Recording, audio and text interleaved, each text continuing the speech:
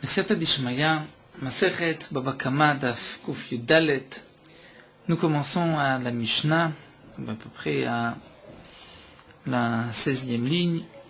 Natnu Morsim et Chamoro. On continue dans la soubia du Moches, c'est-à-dire de celui qui prit un impôt, un péage. Si le Moches lui a pris son âne, Natnu Chamor Acher, et lui ont donné un autre âne. Ou bien Natnu Listim et Kesutov Natnu Ksut Acher. Des brigands lui ont pris son habit et lui ont laissé un autre habit. Un peu comme ce que nous connaissons, où lorsque un homme vole un vélo, une bicyclette, il laisse une autre bicyclette à la place. En général, il est venu avec une bicyclette et il en trouve une plus belle et il laisse la première. Quel est le digne de la première? Est-ce que le propriétaire de la deuxième qui a vu disparaître sa bicyclette pourra au moins prendre la deuxième ou pas? Donc dans notre Mishnah, on nous parle du cas du Moches et du brigand de l'Istim. Donc Natnu l'Istim et Kesuto Nuksot Acher Arilu Shelo. C'est pour lui, il pourra garder l'âne, il pourra garder l'habit. Mipnei Shabali Mityan Shimem, parce qu'on est sûr que les propriétaires ont fait Yehush. On est sûr que les propriétaires ont fait Yehush, étant donné que devant le Moches ou un Listim, c'est-à-dire un brigand, on n'a pas vraiment le choix, et donc on est Mityaesh. La Mishnah continue à Matzil Minana'a. Si un homme a sauvé un objet d'un fleuve, au Minagayas, ou d'une armée, au Minalistim, ou de brigands, il n'était à Shua Baalim, si les propriétaires ont fait Yehush Arel ou Shelo. Celui qui a sauvé, qui a pris du fleuve de cette armée ou de ces brigands, si le propriétaire a fait Yehush, si on a entendu que le propriétaire a fait Yehush Arel ou Shelo, c'est pour lui. Donc là, nous avons une question évidente, c'est que l'Istim, dans la Recha de la Mishnah, on est sûr que le propriétaire a fait Yehush, alors que dans la deuxième partie, pour les Listim, on dit Im Nityashu, si les propriétaires ont fait Yehush. Donc ce n'est pas sûr que les propriétaires ont fait Yehush. Alors que dans la Recha, c'est sûr que les propriétaires ont fait Yehush. Ça, c'est une question que la Gemara soulèvera, que nous verrons par la suite. De même, si c'est un essaim d'abeilles, un nid d'abeilles, si on a trouvé ce nachish shel dvorim que le propriétaire a fait Yehush, c'est pour lui. Il pourra le garder. Amar Rabbi Yochanan ben Beroka, Rabbi Yochanan Beroka nous dit Nemenet isha o katan. Une femme ou un enfant, on les croit lorsqu'ils vont dire Lomar mikan yatzan nachil zek ce nachil, que ce essaim d'abeilles est sorti d'ici. Et lorsqu'un homme avait donc tout un nid d'abeilles et que cet essaim d'abeilles a changé d'endroit et que ces abeilles sont parties dans le champ de son ami, il a le droit de rentrer dans le champ de son ami pour sauver, pour reprendre son achil. Veimezik, et s'il endommage au passage, Meshalem Hashizik, il payera ce qu'il a endommagé. Avaloikot setsocho, almenat liten et adamim. Il ne pourra pas prendre le tronc là où les abeilles se sont installées. Il ne pourra pas prendre, par exemple, le tronc de l'arbre, même s'il a l'intention de payer. Et Rabbi Ishmael, Benosh Rabbi Yochanan Brokomer, Afkotzez Noten Damim. Rabbi Ishmael pense qu'il pourra couper et payer pour récupérer ses abeilles. Donc la Gemara va nous expliquer toute la Mishnah. Tout d'abord, Tana, nous avons une braïta qui nous dit Imnatal Marzir le Baalim Arishonim. D'après cette braïta, si on a pris l'âne des Morsim, de celui qui est percepteur d'impôt du péage, eh bien il faudra rendre l'âne au propriétaire, au premier propriétaire. Donc on voit que d'après le Tana de la Braïta, il n'y a pas de Yehush. C'est ce que la Gemara nous explique, ça va Yehush qui dit l'okane. Tana de la Braïta pense que par un simple Yehush, l'okane, il ne peut pas acquérir. Et donc, Umeikara Bisura Teliyade, dès le début, lorsqu'il a reçu cet âne, c'était un Issour, et puisque c'est un Issour, il devra le rendre. Vika de Amre, d'après notre version, Imbal Arzir, Yarzir les Baalem Rishonim. Et d'après notre version, on dit que s'il veut, il peut rendre, mais il n'est pas obligé. Maïtama, pour quelle raison? Yehush qui dit Kane, parce qu'on considère, d'après cette deuxième version, que le simple Yehush, que le propriétaire ait fait Yehush, c'est suffisant pour pouvoir acquérir et garder l'objet. Mais oui, Mamar, mais s'il dit malgré tout, je ne veux pas garder ce qui ne m'appartient pas, Marzir les Baalim Arishonim, il rendra au premier propriétaire. Donc de toutes les manières, d'après la première version, cette braïta est en marloquette avec notre Mishnah. on soulèvera ce point assez étonnant sur Rashi, puisque Rashi dans la Mishnah avait expliqué que pourquoi c'est à lui, parce qu'il y a eu Yehush et Shinui Reshut, un changement de domaine.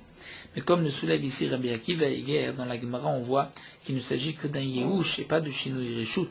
Donc c'est effectivement une question. Et donc la Braïta et la Mishnah, si on s'en tient au pshat de la Gemara, est en marloquette, est-ce que le Yehush tout seul peut nous permettre d'acquérir ou pas? Donc dans la Mishnah nous avons vu que c'est à lui, c'est-à-dire lorsqu'il récupère du Morez, du percepteur d'impôts, ou si c'est un brigand. Amar Ravashi, Ravashi nous dit Lo shanu el alistim ovet kochavim. Ravashi dit c'est seulement si c'est un listim, donc un brigand non juif. Aval listim Israël, mais si c'est un Israël, lo. Là, le propriétaire ne fait pas Yehush. Pourquoi? Ça va, le propriétaire pense les machar, akitna le bedin, et demain je l'attaquerai au bedin, et je récupérerai mon bien. Matkif la Rav Yosef, mais Rav Yosef nous dit, la svara de Ravashi est assez étonnante. Ravashi pense que pour un non-juif, on fait Yehush. On n'a pas la possibilité de le récupérer. Pour un Israël, on peut demain l'attaquer au bedin. Rav Yosef pense que le contraire est plus logique. Atraba, Ifra, Mistabra, Akum, de Dayane Begiti. Les non-juifs qui ont l'habitude de juger Begiti, c'est-à-dire Begiyuta, d'Irachi, avec Ga'ava ou Bizroa, avec orgueil, avec force, l'Omeyesh, on ne fait pas Yehush. Parce qu'on se dit que même pour un non-juif, on pourra le récupérer. Mais à Israël, étant donné qu'Evan de Amre Memar, Meyaesh, pour un Israël, étant donné que le Bedin ne pouvait pas frapper à l'époque, mais allait juste lui dire, va, rends-lui. Donc le propriétaire fait Yehush, se dit, je n'ai pas vraiment le choix, je ne pourrai pas le récupérer. Alors la Gemara nous dit, si vraiment Ravashi a pu dire quelque chose, ce n'est pas sur la Recha, il est Itmar à Sefa Itmar, c'est sur la Sefa. Dans la Sefa, c'est marqué Matsimina Kumnalistimim Tiashuabalim, si on a sauvé un bien d'un non-juif ou bien de brigand, si les propriétaires ont fait Yehush, je peux le garder. Donc mashma seulement si les propriétaires ont fait Yehush, oui je le garde. Stama, si je ne sais pas si les propriétaires ont fait Yehush, lo, c'est-à-dire certainement ils n'ont pas fait Yehush. Donc là on rajoutera lo shanu ila akum, seulement si c'est un non-juif. Là on ne fait pas Yehush si c'est un brigand, un non-juif. Mishum dedayene begite, étant donné que les non-juifs vont juger même avec orgueil et force, et donc j'ai toujours la possibilité de récupérer, j'irai me plaindre aux autorités chez les non-juifs, et ils vont faire pression et user de la force contre le brigand non-juif, et je récupérerai, donc je ne fais pas Yehush bistama, et ce n'est que imnitiach, si on est sûr que le propriétaire a fait Yehush, qu'on peut le garder. Avalistim Israël, kevan d'amre memar meyesh, me dit la Gemara, un Israël, étant donné que Mema, que juste ils vont lui dire rend, donc le propriétaire fait Yehush. Donc ce qui est marqué au minalistim dans la Sefa, il faudra comprendre minalistim, il s'agit d'un non-juif et non pas d'un Israël. Et donc ce serait, si on peut dire aussi, la différence, comme Rachid l'a expliqué dans la Mishnah, entre le début de la Recha de la Mishnah et la deuxième partie. Dans la Recha, on a vu que Natnu listim, c'est sûr que les propriétaires ont fait Yehush. Et dans la deuxième partie, à Matzil mina listim, on dit im nitiashu. Seulement si les propriétaires ont fait Yehush, ce n'est pas sûr qu'ils ont fait Yehush. Donc on expliquera ainsi que la deuxième minalistim où on n'est pas sûr, c'est si c'est un brigand non juif, mais le brigand Israël, là, les Baalim font certainement Yehush. La Gemara continue, Tnanatam, nous avons enseigné là-bas, Orot shel Baalabait, la peau d'un Baalabait, c'est-à-dire d'un homme qui n'est pas un vendeur, qui n'est pas un commerçant, la peau d'un Baalabait, d'un propriétaire de maison, l'homme simple, Marshava metamatan. Nous savons que lorsqu'on travaille la peau, lorsque la peau est terminée, qu'elle a le statut d'un keli, elle peut recevoir l'impureté. Généralement, une peau peut être utilisée pour en faire une table, ou pour en faire aussi des lanières, des chaussures. Si l'intention est d'en faire des chaussures, elle ne sera impure que lorsqu'on aura fabriqué des chaussures. C'est là que cela deviendra un keli. Mais si on veut en faire une table, alors la marshava du Baalabait, par une simple pensée de dire je vais en faire une table et donc je n'ai plus besoin de travailler la peau devient donc impure. C'est-à-dire la peau devient impure, elle peut être impure si elle est au contact d'une source d'impureté. Veshel Avdan. Et si c'est d'un homme qui tanne les peaux, Donc en général, il va vendre les pots. Puisqu'il va vendre les pots, donc sa marshava, la marshava, sa pensée ne pas rendre impure la peau, parce que ce n'est pas lui qui décide, il va la vendre peut-être pour des chaussures, pour des lanières. Donc ce n'est pas parce qu'il a décidé qu'il arrête de travailler la peau, que ce soit une table, que il y a là une impureté, puisque ça ne dépend pas de lui. Shel Gazlan, la peau d'un voleur, c'est-à-dire d'un voleur qui a volé ouvertement. En marshava metamatan. Même s'il lui décide qu'il va en faire une table, et donc il n'a pas besoin de travailler plus la peau, pas besoin de la couper, sa pensée ne pourra pas rendre impure la peau. Pourquoi? Parce qu'il n'est pas propriétaire. Le propriétaire n'a pas fait Yehush. Chez le Ganav, c'est un homme qui a volé en cachette. Marshava metamatan. Le propriétaire a fait Yehush. Et donc le voleur, s'il pense qu'il va s'en servir comme table, la peau peut devenir impure au contact d'une impureté. Et Rabbi Shimon pense le contraire.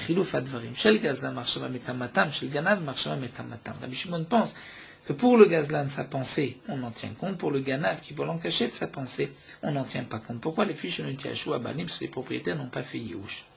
C'est que nous avons ici une marloquette entre Tanakama et Rabbi Shimon dans quel cas un homme fait Yehush. Nous avons, c'est vrai, une svara, les kan velekan.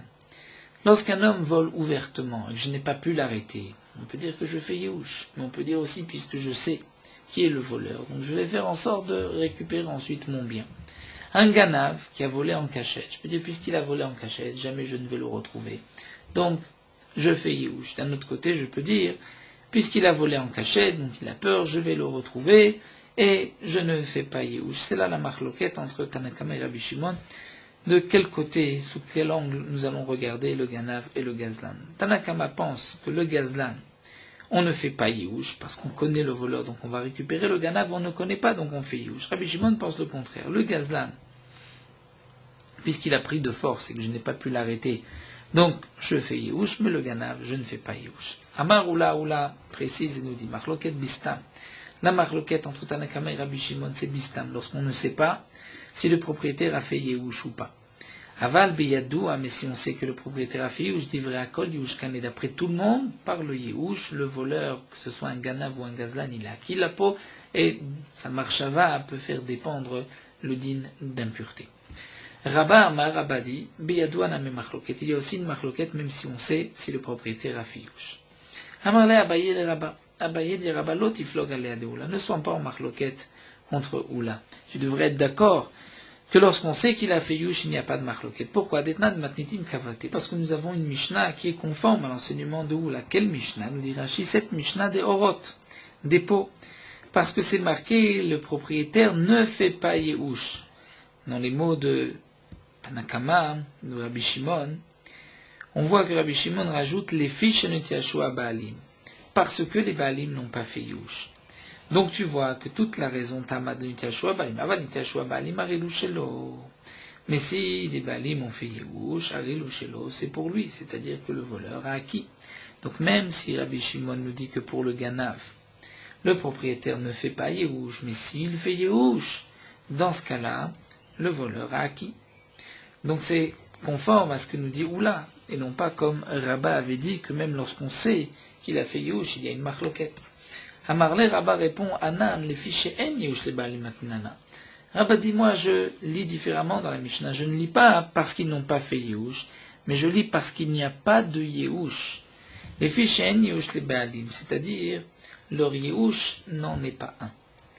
Et donc, je ne fais pas de différence s'ils ont fait Yehush ou pas. Même s'ils ont fait Yehush, je dis que leur Yehush n'en est pas un. Rabba, lui pense que même dans le cas où j'ai entendu le propriétaire faire Yehush, d'après les Chachamim, le Gazlan, ce n'est pas un Yehush, parce que même si je dis je fais Yehush, au fond de moi je ne fais pas Yehush. Et pour Rabbi Shimon, le Ganav, ce n'est pas un Yehush. Même si je dis que je fais Yehush, au fond de moi je ne fais pas Yehush. Ça c'est ce que pense Rabba. Et donc Rabba lit aussi dans la Mishnah, les fiches en Yehush les Baalim, c'est-à-dire il n'y a pas de Yehush possible, il ne fait pas Yehush. Tanan, on va rapporter notre Mishnah. Nat le Morsim Chamoro, si le percepteur d'impôt a pris son âne. Et c'est marqué aussi qu'il y a les listim, et les listim, c'est un voleur, mais un voleur en cachette. Mané, Irabanan Kaché Gazlan. Si c'est d'après les Chachamim, nous avons une question sur le Gazlan. Le voleur, c'est le Moches. Le Moches, il vole ouvertement. Le Listim, celui qui vole en cachette. Donc nous avons et le Ganav dans la Mishnah et le Gazlan. Et c'est marqué dans la Récha que les propriétaires font Yehush. Minastam, ils font Yehush. Donc si notre Mishnah, c'est d'après Rabbanan, on a une question sur le Gazlan, sur le Moches. Le Moches, comment se fait-il qu'il y a Yehush? Rabbi Shimon, j'ai une question sur le Ganav, sur le Listim.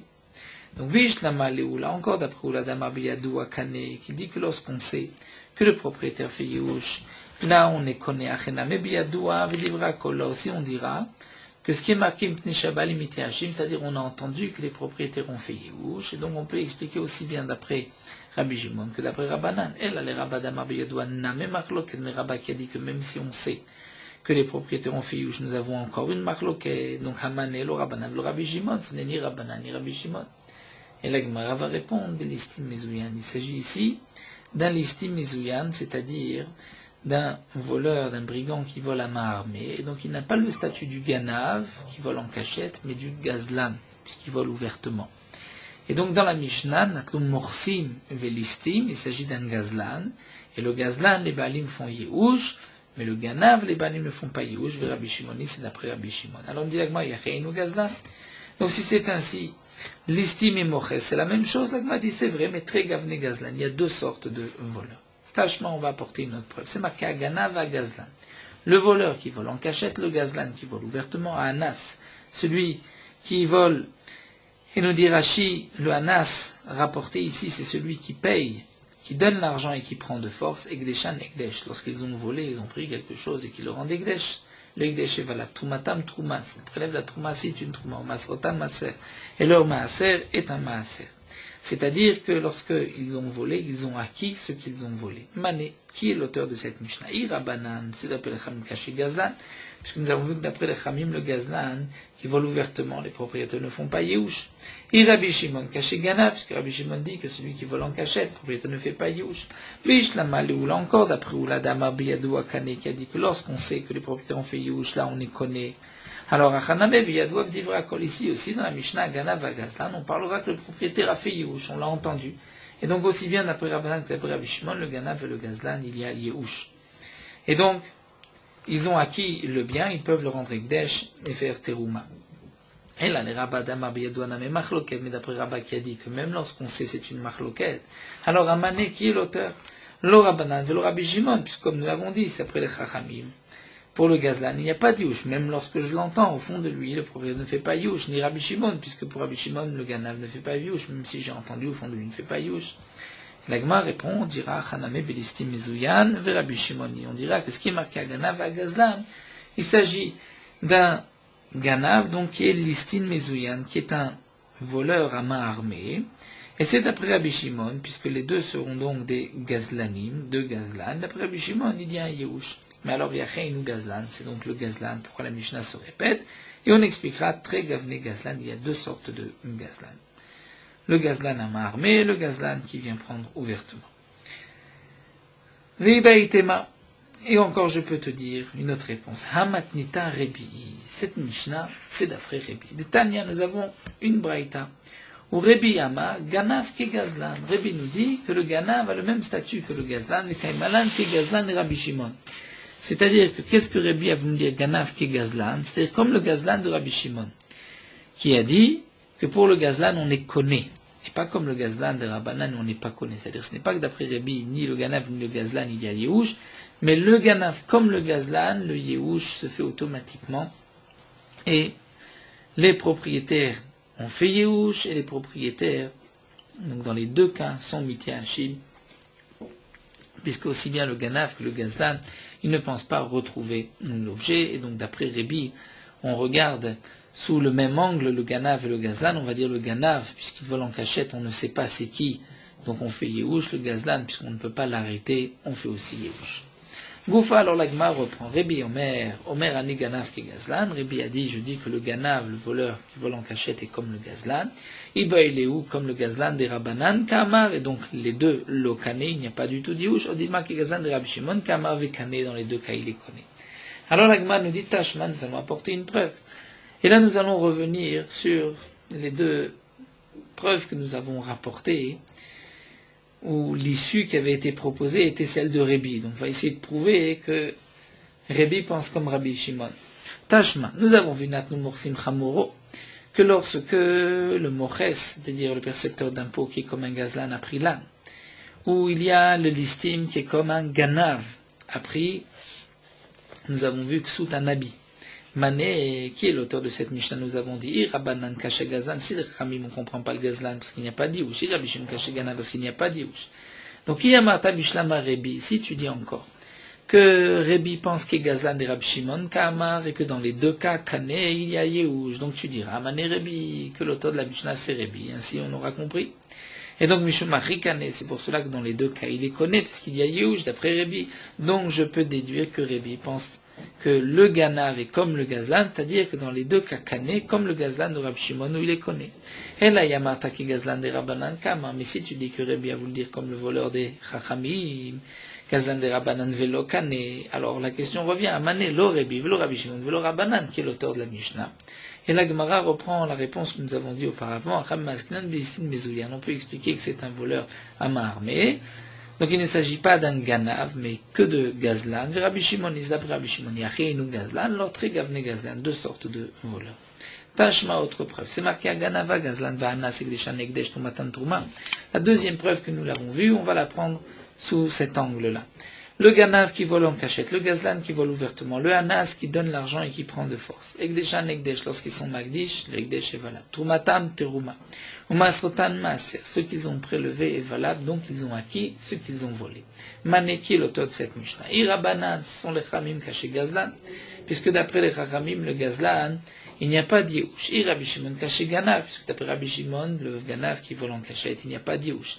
Donc il y a Marta Bishlama Ganav qui Gazlan de Rabbi Shimon Kamar. Si tu dis que Rebi, ce qu'il a dit Ganav qui Gazlan, c'est comme le Gazlan de Rabbi Shimon, et que donc on est connaît, que aussi bien pour le Ganav que Gazlan, il y a un Yush, donc Mishumari Kane, on comprend qui serait l'auteur de la Mishnah, serait Rebi, il est connaît.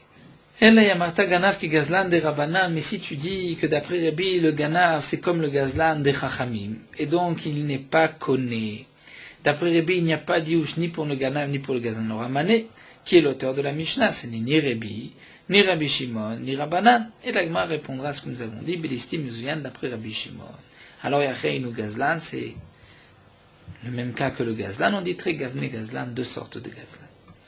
Amar le Ravashi, le Rabba Ravashi va essayer d'apporter une autre preuve à Rabba. Tashma, de Matne Rebi, le Rabbi Shimon, Rebi a enseigné à son fils Rabbi Shimon, lui a dit, à propos du père qui avait volé, qui avait laissé devant ses enfants, nous avons vu que s'il y a Chayut Nechassim, il faut rendre pour le kavod du père. Et Rebi avait dit, Lod avar sheshbo Chayut Mamash, n'est pas nécessaire d'expliquer vraiment un terrain, où le terrain, on va dire, tiens, ça c'est le terrain du père. Et la filupara vechoreshba, même une vache, il laboure avec chamor mechamer acharav, un âne, il utilise pour transporter de la marchandise. Chayavim l'arzir, les enfants se doivent de rendre, mipne kavod aviem pour l'honneur du père. Donc on voit, dit ici Ravashi, Tama, mipne kavod aviem. Pourquoi d'après Rabbi on doit rendre? Pour l'honneur du père. Alav kavod aviem lo, mais si ce n'est pas pour l'honneur du père, non, il n'est pas nécessaire de rendre. Pourquoi? Parce que le voleur a acquis. Donc Shema Mina Rebi, que Gazlan de Rabbi Shimon, Kamar Shema Mina. Donc on voit que Rebi, lorsqu'il a dit que le Ganav est comme le Gazlan, c'est comme le Gazlan de Rabbi Shimon, et il les connaît. Donc d'après Rebi, il y a un Yehush, le voleur a acquis. Et donc c'est pour cela que les enfants ne sont chayav de rendre que parce qu'il y a le kavod de leur père, mais sinon ils n'ont pas besoin, ils peuvent garder ce que le père a volé par le principe de Yehush. On revient avec Vechen Nachil Shel Dvorim, avec cet essaim d'abeilles. Maï Vechen, que signifie le Vechen? Pourquoi Vechen? Et de même. Harikama, on dit l'agma, voici ce que le Tana vous le dira. Filo Nachil Shel Dvorim de Kinan de Rabbananu. En vérité, Nachil Shel Dvorim, il n'y a pas une véritable possession dessus. C'est comme des oiseaux de Hefker. Les abeilles, ça ne m'appartient pas. Parce que j'ai trouvé des abeilles, ça m'appartient. Ce n'est que Midé Rabbanan, mais Pnei Darke Shalom. Fnedarke Shalom, les Chachamim ont dit, celui qui a un nid d'abeille, c'est à lui. Donc lorsque le Nachish et Dvorim, ce n'est qu'un Kinyan de Rabbanan, Salkada Tachamina, j'aurais pu croire, Aïe Kevan de Rabbanan, Baalmaou de Kanele, puisque ce n'est que Midé Rabbanan que je suis propriétaire de ces abeilles. Alors, Afilus Tama Namemeyaesh, peut-être que même Minastam, c'est-à-dire lorsque le Nachil est parti de mon champ, je suis immédiatement Mityaesh, Kamashmanan que non, c'est Im Nityaashua Balim In Ilolo. C'est seulement si les propriétaires ont fait Yehush. Donc à la suite de ce qui est marqué dans la Mishnah, que celui qui sauve du Gaïs des listimes, Minanar, nous avons vu des listimes des non-juifs, c'est seulement si le propriétaire fait Yehush, mais Minastam il ne fait pas Yehush. Donc on continue, Vechen Nachish El Dvorim, c'est seulement s'il a fait Yehush, mais Minastam il n'y a pas fait Yehush, bien que ce n'est qu'un Kinyan des Rabbanan. Amar Rabbi Yochanan ben Beroka, Nemen et Isha vekatan. Rabbi Yochanan ben Beroka dit, on fait confiance à une femme ou un enfant. Demande l'agma Isha vekatan bnei dout ninou. Est-ce qu'une femme ou un enfant peuvent témoigner? Amar Rabbi Dama Shmuel, Rabbi Maskinan, Kigon shayu baalim meradfim acharei. On parle ici dans le cas où les propriétaires courent derrière les abeilles. Veisha vekatan masichin les fitumam. Nous avons une femme, un enfant, qui raconte les fitumam, dire dans leur innocence, en toute naïveté. Ils ne viennent pas témoigner, ils racontent, même Mikan, de là on a vu Yatsan Achilzé, ces dessins d'abeilles, est sorti d'ici. Donc là on peut faire confiance et dire, ces abeilles appartiennent à cet homme. Amar Ravashi, Ravashi dien Messiach Lefitumo Kacher el Alidutisha Bilvad. Le principe de Messiach Lefitumo n'est Kacher lorsqu'un homme raconte sans intention de témoigner, il raconte naïvement une histoire, c'est seulement l'Alidutisha pour le témoignage d'une femme. Une femme où nous dit Rashi, on a entendu d'enfants qui racontaient, qui disent nous avons été enterrés un tel. Donc ça c'est suffisant pour permettre à cette femme de dire ton mari est mort. Amarle Ravina le Rashi Velo. Velo, c'est-à-dire il n'y a pas d'autre cas où le Messiach Lefitumo est kacher, Varen Achil Shel Dvorim. Pourtant les saints d'abeilles, Messiach Lefitumo, et on a vu que on accepte leur témoignage. L'Agma répond Shanen Achil Shel Dvorim de Kinyan de Rabbanan. Là-bas c'est différent parce que ce n'était qu'un Kinyan de Rabbanan, donc on a accepté le récit d'une femme ou d'un enfant. Vedoraita lo, et dans le cas de Minatora non. Amar Rabuda Amar Shmuel, pourtant Rabuda dit non Shmuel. Maaseh Ba'adam Echad, c'était le cas d'un homme. Shaya Messiach Lefitumo, il racontait en toute naïveté. Veomer il disait Zechorani, je me souviens que Shani Tinok lorsque j'étais enfant. Morkavani al Ktefo Shelaba, et je chevauchais les épaules sur les épaules de mon père. Votzian imbet asefer, il m'a sorti du Torah de l'école, vivshituni et kutonti, et ils m'ont enlevé mes habits, vidbiluni, ils m'ont trempé dans un mikvé, parce que nous dit Rashi, les enfants avaient l'habitude de toucher des shvatim, des impuretés, et ils m'ont trempé les chol du trouma la erev pour pouvoir manger de la trouma le soir. Verabchanina mesaimba, Rabchanina a rajouté que dans le récit, cet enfant racontait, lorsqu'il était grand, il racontait qu'en tant qu'enfant, mes enfants se séparaient de moi pour ne pas me rendre impur, ne pas me toucher, parce que j'avais de la terouma. On m'appelait Yochanan qui mangeait des chalot donc de terouma. Rabbi lekeuna alpiv et Rabbi l'a monté, c'est-à-dire a accepté son témoignage pour le considérer comme un Kohen. Donc on voit que pour un Kohen ici, c'est un din deoraita pour pouvoir manger de la terouma, et on lui a permis, grâce à son histoire, bien que quand il était enfant, donc c'est Messiach Lefitumo. L'Agma répond Betrouma des Rabbanan. Ici, il s'agit d'une terouma que des Rabbanan, c'est-à-dire Mdirashi Bisman Azeh de nos jours, et donc c'est pour cela que on lui a permis de manger de la terouma. Vakate deoraita lo, demande l'Agma, mais pour un din deoraita, on ne peut pas faire confiance à un enfant ou à une femme, même Messiach Lefitumo, Vakiate Ravdimi Amarafrana Kardigana. Pourtant, lorsque Ravdimi est venu, il est rapporté au nom de Ravchana Kardina, Vamrela Rabacha Kardigana, Mishtae, qui Rabacha Kardina raconté, Maseba, Nefne Rabbi Yoshua ben Levi. C'est une histoire qui s'est présentée devant Rabbi Yoshua ben Levi, Vamrela, et d'après certains, Maseba Lifne Rebi, c'est une histoire exposée devant Rebi. Betinok Echad, un enfant Shem, Messiach Lefitumo, il racontait un récit dans sa simplicité, dans sa naïveté. Ve'amar, il disait, Ani ve'imi, moi et ma mère, nishbinu le ben na'akum, on a été pris en captivité chez des non-juifs. Yatsati lishov ma'im, lorsque j'ai été pour puiser de l'eau dati alimi, j'avais ma pensée pour ma mère, que les non-juifs ne la touchent pas. L'île Kotetzim, j'allais ramasser du bois dati alimi, je pensais à ma mère. Ve'ici, à Rebi alpiv la kiuna, et Rebi a permis à cette femme de se marier avec un Kohen, et donc Rabbi ne craignait pas qu'elle ait eu un rapport avec un non-juif, mais donc elle aurait été interdite Mishum Zona. Pourtant c'est un din Minatora. Et l'Agma répond Bishvuya Ikilu. Puisque c'était digne de Shvouya, elle a été prise en captivité, c'était juste un safek qu'on a été méquille d'accepter. Mais c'est vrai que dans un digne d'Oraïta, on n'accepte pas même Messiach le Fitouma. Le dernier point de la Mishnah, Valo Yakut Sesocho, il ne faudra pas couper le tronc de l'arbre. Tanya Rabbi Ishmael bno shel Rabbi Chanan Baroka, Omer Rabbi Ishmael le fils de Rabbi Chanan Baroka dit, Tnaï Bedinu, c'était une condition du Bedin chez Yored le Torsadeh shel Chavero, qu'il peut descendre dans le champ de son ami, Vekotzetz Socho shel Chavero, il peut couper le tronc de son ami, Latzil et Nechilo, pour récupérer ses abeilles, Venotel Dme Socho, Vitor Nechilo shel Chavero, il prendra le prix du tronc du Nechil, de l'essaim de son ami. C'est-à-dire, on va déduire, il pourra se faire payer par les abeilles. Vetnaï bedinu, un deuxième taï bedinu chez Shofer, Yinomatzil et Doufchano, chez le Chavero. Lorsqu'un homme a en face de lui une autre personne qui avait un tonneau de miel et le tonneau s'est brisé, et lui a dans les mains un tonneau de vin.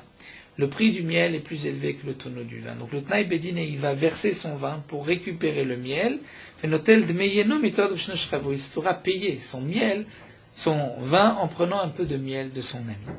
Tnaï bedinu, c'était aussi un tnaï, une condition du bedin. Chez Mefarek et Tetzav et Toen Pishno Shraveur. Lorsqu'un homme a un âne sur lequel il y a du bois, l'âne transporte du bois, il y a à côté de lui un homme qui a aussi un âne qui transporte du pishtan, du lin. Et l'âne qui transportait le pishtan est mort.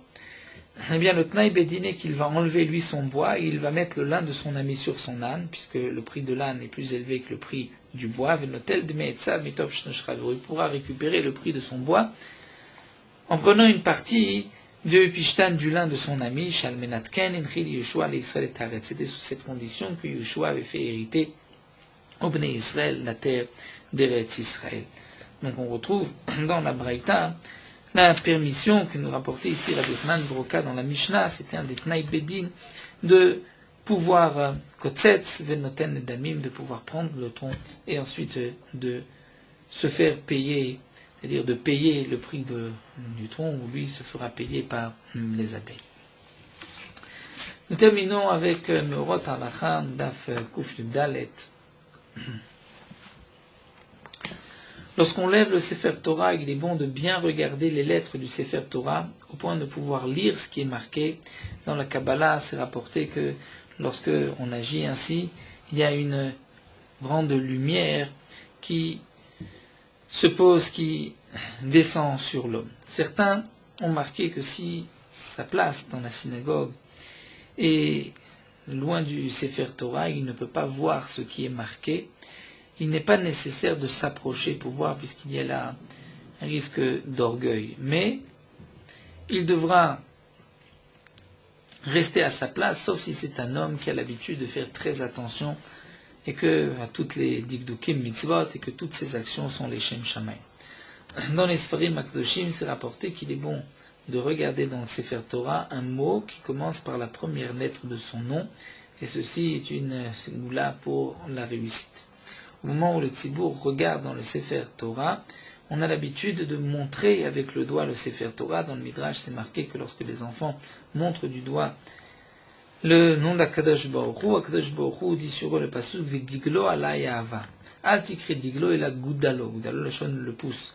Donc certains ont l'habitude de montrer par le petit doigt et ensuite de l'embrasser. D'autres ont l'habitude de prendre le tzitzit au moment où ils montrent avec le doigt dans le Sefer Torah, ensuite d'embrasser le tzitzit, puisque c'est le kavod du Sefer Torah. On ne va pas montrer par un doigt vide, mais on va prendre donc le doigt nu, on va prendre un tzitzit et ensuite embrasser le tzitzit.